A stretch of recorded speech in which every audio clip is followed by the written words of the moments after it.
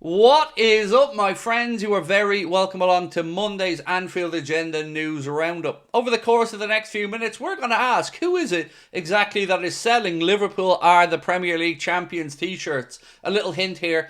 It isn't me. I might talk about it, but I'm not selling anything about it. We're also going to be talking about Liverpool's interest in Jorrel Hato. We're going to be asking, is Milos Kerkez really looking for a move away this summer? Hint, yes he is. And we're also going to be giving you the latest on why Liverpool didn't look at Ruben Amorim seriously as head coach. We'll go through that and lots more over the next few minutes. You know what I'm going to say next though, right?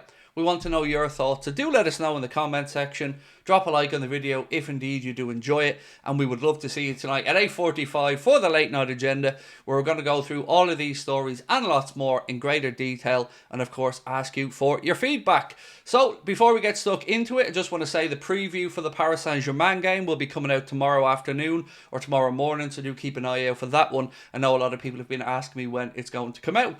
Let's get into the news. So this piece here comes from Graham Bailey and it was posted by LFC Transfer Room. And they say that Liverpool were represented at Ajax last weekend as they watched long-term target Jorrel Hato in a 2-0 victory over Go Ahead Eagles. Hato, who impressed Liverpool last weekend, was also wanted by Jurgen Klopp way back in 2023. And yes, we can say way back now in 2023 because we're into 2025. And there was a couple of other players as well who apparently impressed Liverpool while there. But Jorrel Hato is the one that we went over to watch. Now, we won't be on our own in trying to sign Hato, and it will probably be him or Kerkez for that left-back role. You can have your own thoughts on which one you prefer. In fact, we ran a poll on it last night on the channel, and it was Milos Kerkez. But Hato is a very good target as well, just 18 years of age, and somebody who other European clubs like Real Madrid are keeping an eye on. So definitely got interest there in Hato, and for me, he's certainly one of the two targets I will be expecting Liverpool to try to make a move for. Now, I did mention at the start of the video that somebody was selling Liverpool Champions 2025 stuff. It is in fact Sports Direct. You probably don't believe me, but go on and search yourself. Go on there, just search Liverpool, and you'll see they're already selling Liverpool Champions 2025 t-shirts. And if you're interested, they're about €11.99, I believe. But I'm not messing. Somebody said it to me the other day, and I thought, oh, that can't be true. Went on and checked, it was. And then I checked just before I recorded this, and they were still up there. So if it was a mistake, they certainly haven't corrected it. So if you want to treat yourself early, you know where to go. Right, I want to move on next to a little bit about Georgi Mamardashvili, Liverpool's goalkeeper, who's on loan at Valencia and who, of course, we've yet to see play a minute for Liverpool Football Club.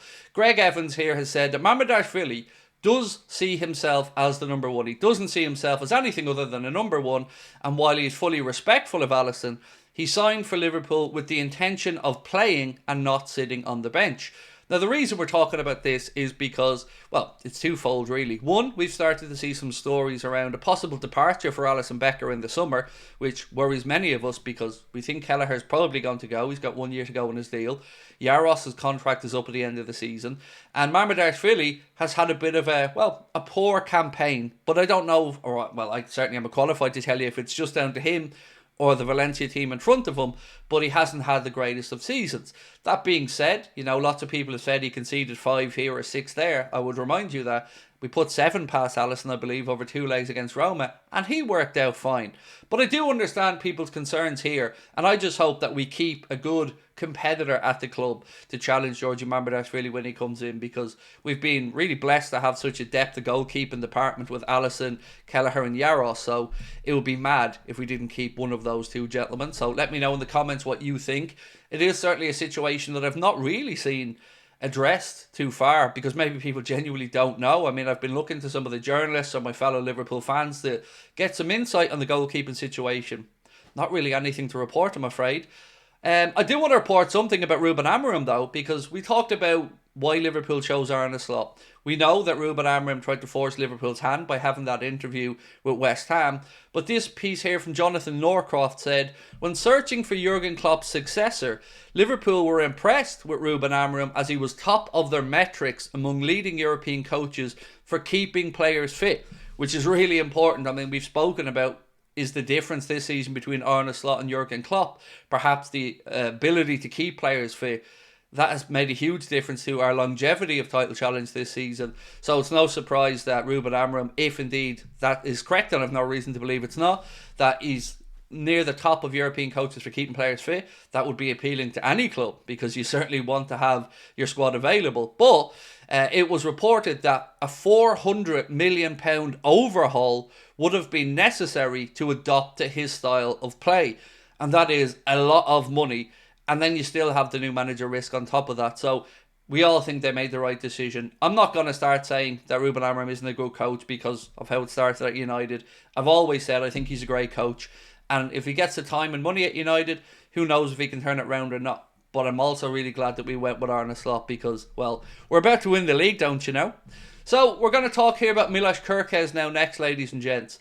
Liverpool are monitoring Milos Kerkez. That's no breaking news to anyone. But Fabrizio Romano said that he also has the same agent as Federico Chiesa, something that we've spoken about on the channel previously. But the next line is the interesting one. The player is looking for a top club in the summer. So he is going to move. And we got an indication that he was going to leave Bournemouth when they signed Julio, I can't remember the guy's surname, Julio blah blah from Lanos, Julio Soler, that's his name, from Lanos in the winter window. We got an indication that they were preparing a new left back for the possible departure of Milos Kerkez. Now, as much as we'd all have him at Liverpool, I think it might depend on how much we spend in other areas. Jorrel Hato, who we mentioned at the start of this video, you're probably talking £36 million or about €40 million for him, whereas Milos Kerkez looks like he's going to go upwards of £50 million, and again, it will depend on how much Liverpool spend in other areas, but himself and Jorrel Hato certainly seem to be the top two targets. Now, moving on to our competitors on Wednesday, Paris Saint-Germain and their manager Luis Enrique. This is what he's had to say about not sitting back against Liverpool Football Club. He said, "It's not our mentality to shield ourselves and remain defensive. We will attack Liverpool because we aren't inferior."